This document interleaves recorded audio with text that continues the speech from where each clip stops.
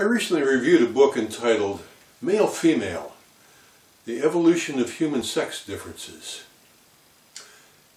It's a book a lot of people won't like, especially feminists, because it talks about how men and women evolved to be different. The differences helped us succeed as a species. The question, is the book right? How do I know that the book is right?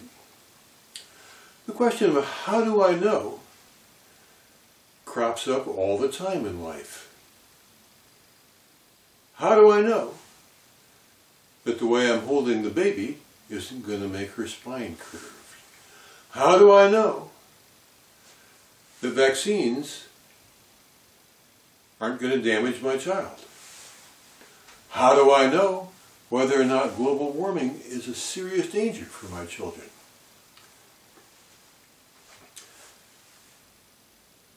We all have to answer these questions in life, and you should know. The way that you know starts with Roger Bacon 4 centuries ago and his theory of empiricism. The scientific method. He said, it's a 6-step process. First you observe the world, and then you form a question. You form a theory as to what might be. You devise an experiment to test the theory. You record the data and analyze what you find. And lastly, you come to a conclusion. Let me give you a case in point from this book, Male-Female. The observation is that little boys are different than little girls. The question is, well, how early does that start? The theory was, it starts at birth.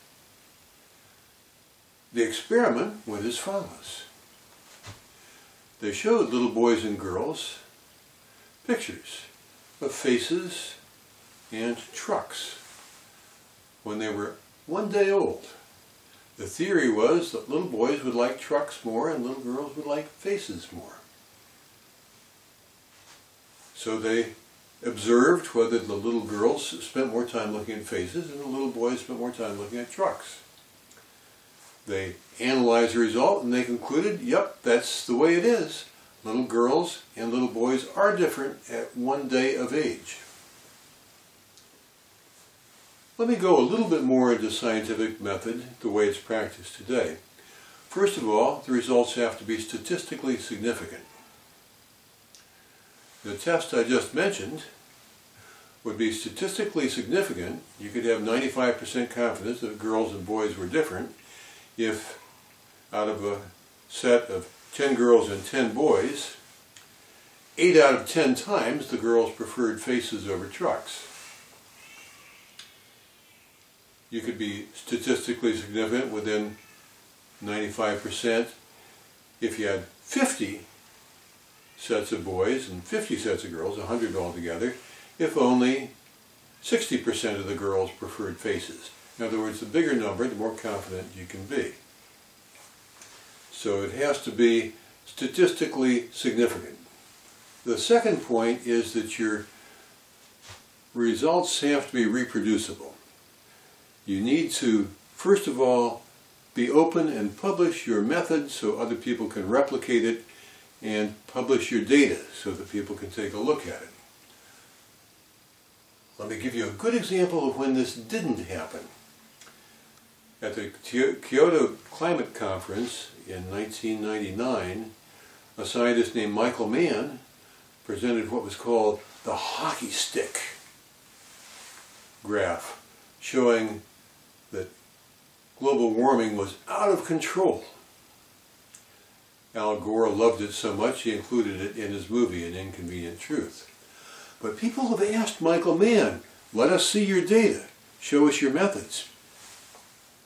For the past 20 years he hasn't shown anybody his data or his methods. There's a possibility that he's lying, that this climate change hysteria might be made up. Without his adhering to the scientific method, you can't know. Now, you and I are probably not scientists. Even if Michael Moore gave us his data and his methods, we couldn't do much with it. So again, how do we know? It's built on a pyramid of trust. When a scientist comes up with a conclusion, and does a study such as the one I just described, they want to publish it. They publish it in academic journals. The prestige of the academic journal depends on whether people believe most of the stuff that it publishes. So they're careful about their reputations. When they get a submission, such as the study I just mentioned, they show the article to recognized experts in the field.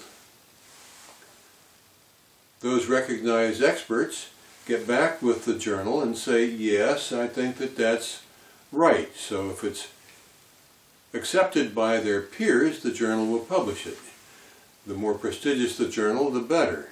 The most prestigious in America would include Scientific American and New England Journal of Medicine. In England it would be Nature magazine and The Lancet for medicine.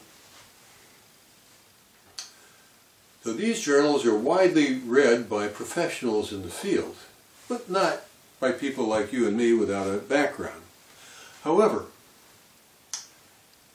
the authors who succeed in getting published in these journals often write for popular consumption.